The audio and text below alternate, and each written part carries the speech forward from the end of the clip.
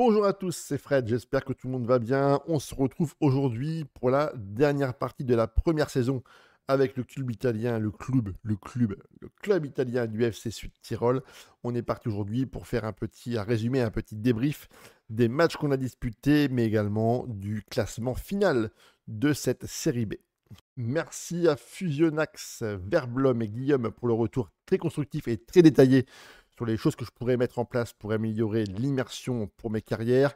Je vais essayer de pouvoir travailler sur tout ça de façon à vous rendre le contenu le plus agréable possible. Si toutefois dans les vidéos, il y a des choses et des points sur lesquels vous voulez que je puisse revenir et amener éventuellement un peu plus de précision, n'hésitez pas en commentaire à me faire la remarque. Ça sera un véritable plaisir pour moi de pouvoir essayer d'éclairer vos petites questions et vos différentes interrogations. Du coup, comme on verra plus de choses, les vidéos seront certainement un petit peu plus longues pour notre plus grand plaisir à tous. Mais en l'occurrence, si ça peut amener du contenu de qualité supplémentaire, je n'en vois absolument aucun inconvénient. Merci encore. Nous nous étions arrêtés lors de la précédente vidéo avec une victoire contre Spezia le 2 mars 2024. Une très belle victoire à la maison sur le score de 3-1. Et pour rappel au classement, nous étions deuxième derrière forcément l'inévitable club de Sassuolo. Par contre, les places derrière étaient extrêmement serrées. Le but étant au moins d'accéder à une place de barragiste pour essayer d'aller tenter notre chance pour l'accession en Serie A. En tout cas, c'est tout le mal qu'on s'est donné pour essayer d'obtenir de très bons résultats. Tout de suite, on va regarder ensemble les matchs qu'on a disputés et on finira bien sûr par l'inévitable classement pour voir si l'objectif a été rempli pour cette fin de saison. On est vraiment en ce moment sur une série un petit peu compliquée. On a du mal à remporter les victoires et surtout, on n'arrive pas à se détacher au niveau du tableau d'affichage. Contre Spezia, bon, on a réussi parfaitement à maîtriser notre sujet. En revanche, derrière, on est retombé un peu dans les travers puisqu'on a fait un match nul contre Cittadella sur le score de 1 partout. On a pourtant réussi, grâce à notre fameux buteur nigérian Odogu, à marquer le premier but de la rencontre à la 80e minute de jeu. Malheureusement, on a été rejoint par Okonkwo à la 94e minute. Là encore, ça fait vraiment extrêmement mal de ne pas réussir à accrocher au moins le point de la victoire. Sur les stats, pourtant, c'est un match qu'on aurait, je pense, dû remporter, puisqu'on a eu une petite partie en plus de la possession, mais surtout, on s'est créé de très nombreuses occasions, 1,35 d'XG. On aurait mérité de faire mieux. On a eu devant un très bon duo offensif, Kaziragi et Odogu, qui ont été vraiment des joueurs excellents dans la rencontre.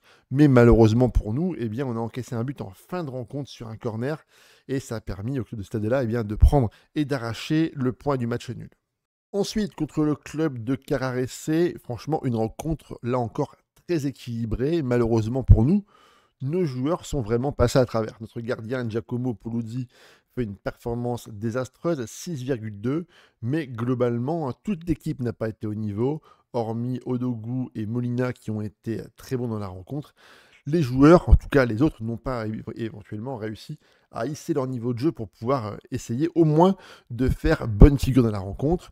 Mention spéciale pour les joueurs adverses qui, eux, par contre, ont été très bons, principalement les joueurs offensifs. Une tactique basée sur un 3-5-2-2 avec vraiment des joueurs qui ont vraiment brillé. Steven Spendi, qui est un excellent joueur, finit d'ailleurs avec une très belle note de 7,4. En tout cas, globalement sur le match, c'est une défaite qui est entièrement méritée. On va donc encaisser un but très tôt dès la 5e minute de jeu sur un centre et bien en retrait. Une très belle frappe de Melegoni qui vient parfaitement mettre la balle sous la barre transversale. Nous allons ensuite égaliser à la 26e minute de jeu sur une très belle action collective. Odogu ne tremble pas et fait un magnifique petit ballon piqué qui prend un contre-pied le gardien Blévé. Et ensuite, malheureusement, en fin de rencontre, on va craquer. Une défense un peu à l'agonie qui passe véritablement de très mauvais moments. On prend 2 buts en l'espace de 2 minutes. Un très bon ballon pour Imperiale qui va centrer pour Spendi qui envoie un véritable missile et ça fait poteau rentrant. 2 points importants pour conclure ce match contre Carrarese. Le premier, c'est au niveau de la carte de chaleur. Nous, on a vraiment cherché à amener du danger sur le flanc droit de la tactique. En revanche, eux ont amené énormément de mouvement et de verticalité sur le côté gauche. Par contre, un élément qui est très important et que je ne me suis pas rendu compte tout de suite, c'est que leur élément principal, leur numéro 13, qui est Melegoni, un excellent meneur de jeu en retrait, hein. Tous les ballons ont quasiment circulé par lui. Si on voit l'ensemble des réseaux de passes ici, ça veut dire que c'est un joueur central de leur tactique et il a été vraiment le maestro, le chef d'orchestre de leur tactique et a amené énormément de dangers dans toutes les phases, aussi bien défensives qu'offensives. Contre Mantova, match nul, 0 partout. Par contre, là, on a été extrêmement dominé par une équipe qui avait un jeu extrêmement intéressant, énormément de jeux dans la largeur du terrain. On va regarder un petit peu ensemble l'intégralité des stats pour vous montrer à quel point ils ont été très très bons dans la tactique. Nous, la défense, par contre, a été excellente. Un excellent gardien, Giacomo Poluzzi, avec 7,3 de notes. En revanche, de leur côté, même s'ils ont été extrêmement dominants, ils ont tiré 9 fois, 0 tir cadré, donc vraiment un très gros manque de finition de la part de leur buteur. Par contre, nous, dès qu'on a eu l'occasion, on s'est heurté vraiment à un mur et on voit que d'un point de vue des notes des joueurs adverses, eux, par contre, ont été absolument brillants dans l'annihilation de nos mouvements offensifs. En ce qui concerne les différences de la tactique, ça c'est extrêmement intéressant au niveau des deux équipes. Vous allez voir des tactiques qui ont des jeux extrêmement à l'opposé. D'un côté, au niveau des positions moyennes pour l'équipe de Mantova, on est sur un jeu extrêmement large avec vraiment des joueurs qui vont occuper principalement tout l'espace au niveau du terrain. En revanche, pour nous, on a un jeu qui est clairement plus central au niveau de la position moyenne avec le ballon. Donc au niveau du 11 de départ, vous voyez, on a des joueurs qui sont plus resserrés. Alors, est-ce que l'an prochain, on va modifier la tactique? Peut-être, parce que j'ai vraiment choisi un jeu qui est extrêmement axial. Quant à eux, vous voyez, ils sont vraiment très écartés au niveau du terrain et peut-être qu'on a subi malheureusement un placement défensif qui n'était peut-être pas forcément à la hauteur de ce qu'on pouvait attendre sur le point de vue du positionnement tactique. Nous allons ensuite regoûter la victoire contre le club de Cesena. Victoire 1-0, un but de Silvio Mercage à l'heure de jeu. Une rencontre qu'on a parfaitement bien maîtrisée et dominée dans l'intégralité des plans défensifs, mais également sur le plan offensif. Ensuite, contre la Salernitana, on va perdre 1-0, un but de Jeffrey Adelaide, qui du coup maintenant est rendu du côté de la série B. Une défaite qui ne va pas entacher le moral des joueurs, puisqu'on va parfaitement enchaîner pour cette fin de saison, avec une victoire contre Bari sur le score de 4-0. On va ensuite s'imposer contre la Juve Stabia 3-1. Contre Palerme à l'extérieur, une victoire assez intéressante et importante dans la course. Pour les premières places, une victoire 3-1. Cosenza, victoire 3-0. Et ensuite, contre Pise, une victoire à l'extérieur sur le score de 4-1. On a parfaitement su maîtriser la fin du championnat. On a réalisé de très très bonnes performances. On a enchaîné les points avec une excellente dynamique positive. Et tout de suite, on va faire un petit point au niveau du classement final. Avec ces très bons résultats, on est automatiquement promu puisqu'on finit deuxième de série B. Derrière, bien sûr, le club de Sassuolo. Et au niveau des barragistes, on a Cremonese, la Samp, Brescia et Spezia qui vont se battre et qui vont batailler dur pour accrocher une place dans la division supérieure. Pour ma part, je suis extrêmement content d'avoir monté automatiquement le club pour cette première année, même si je pense que c'est un petit peu tôt. Je n'ai pas forcément l'effectif en termes de qualité pour pouvoir aller me frotter à la Serie A. En tout cas, il y a beaucoup de travail parce que l'an prochain, on va avoir fort à faire avec des équipes qui vont absolument nous laisser aucune chance et aucun répit. On fait maintenant un petit point sur les jeunes joueurs qui ont rejoint mon académie et mon effectif pour l'équipe U18. Le premier, il a un très gros potentiel, hein, c'est Gabriele Lema, joueur à mon avis plutôt de couloir, hein, orienté avec une position de buteur de position naturelle, mais moi je suis absolument pas d'accord. Pour moi c'est un ailier, il est plutôt extrêmement rapide, très bon en dribble, très technique, on va vraiment le développer dans ce sens. C'est un joueur qui est régulier, qui va pouvoir progresser à mon avis très facilement, une très bonne capacité pour pouvoir s'adapter à l'effectif et au vestiaire, donc vraiment un joueur sur lequel je vais essayer de pouvoir m'appuyer et en tout cas le développer dans les semaines et dans les mois à venir. Ensuite, on a Alessio Legrenzi, lui c'est un joueur éventuellement qui va jouer plutôt sur un côté aussi. Par contre, c'est très faible, hein. Techniquement et mentalement, c'est encore en très grande difficulté. Bon, il n'a que 15 ans, rien n'est perdu pour le moment.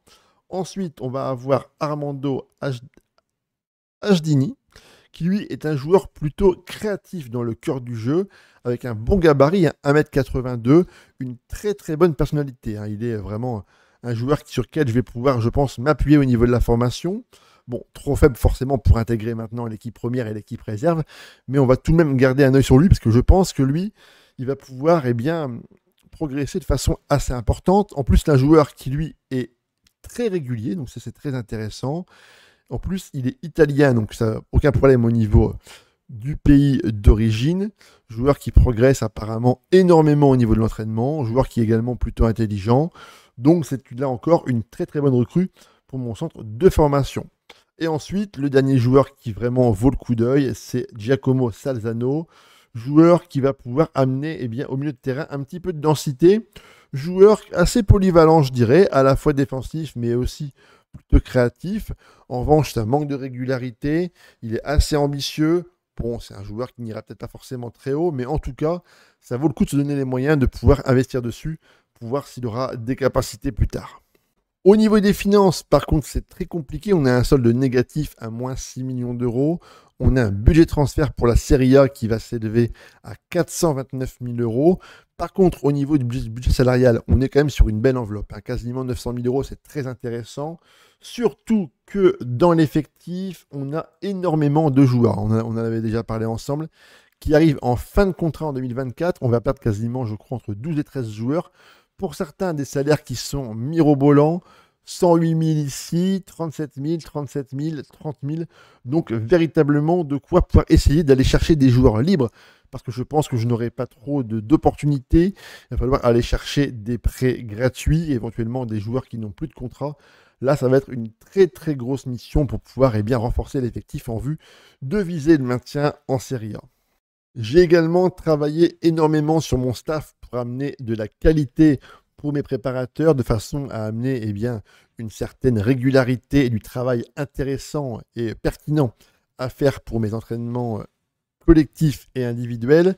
Mais le plus gros du boulot a été réalisé principalement avec le staff de l'équipe U18 où j'ai recruté d'excellents préparateurs. Alors, je vous donne une petite astuce pour ceux qui ne le savaient pas. Les préparateurs, moi, je privilégie toujours la personnalité qui, pour moi, est la chose la plus importante. Donc, je prends des préparateurs qui sont professionnels, modèles de pro, citoyens modèles et également motivés, parce que souvent les joueurs qui sont formés au club vont déteindre sur leur préparateur, et normalement vous allez voir que vos jeunes joueurs vont avoir comme personne préférée la plupart du temps des préparateurs de l'équipe U18. Ça veut dire que ces joueurs-là, enfin ces staffs-là, vont leur inculquer de très bonnes choses, des choses positives, et ça, c'est à mon sens une des priorités dans le staff, en tout cas chez les jeunes joueurs. Au niveau du recrutement, pour l'instant, je n'ai aucune piste à vous montrer. J'ai une petite sélection de joueurs, mais franchement, c'est encore trop cher. Donc, comme je vous l'ai dit précédemment, je vais vraiment m'orienter sur les joueurs libres et ceux qui seront en prêt, donc des jeunes prospects qui auront besoin de temps de jeu, parce que clairement, les temps seront extrêmement compliqués, les finances seront très difficiles à gérer. En tout cas, je vais vous montrer assez rapidement, je pense, lors de la vidéo des débuts en Serie A, quels joueurs j'ai sélectionnés, pourquoi j'ai pris ces joueurs-là, de façon à essayer de vous expliquer comment j'ai orienté et comment j'ai axé mes recherches de recrutement. Lors de la prochaine vidéo, on fera un petit point, bien sûr, et c'est naturel, sur tout ce qui est entraînement collectif et individuel. Je vais vous montrer les différents programmes que je vais mettre en place avec certainement la nouvelle tactique pour la nouvelle année en fonction des joueurs que je vais recruter. On fera bien sûr un point extrêmement important sur le mercato, mais également sur la finalisation du staff technique pour essayer d'avoir un club vraiment structuré avec vraiment des bases solides pour pouvoir devenir une équipe pérenne lors du premier tour en Serie A. Si vous souhaitez rejoindre l'aventure, c'est tout à fait gratuit. Il faut uniquement s'abonner à la chaîne. Un petit like, un commentaire et un partage sont forcément les bienvenus pour améliorer la visibilité et permettre à la chaîne d'être parfois visible un peu dans les petits encarts de YouTube. Et ça, c'est hyper important pour gagner en audience et faire progresser la chaîne tous ensemble. Merci en tout cas à tous ceux qui vont le faire. À toutes et à toutes, passez une excellente journée et ou une très bonne soirée. On se retrouve très bientôt. Allez, ciao!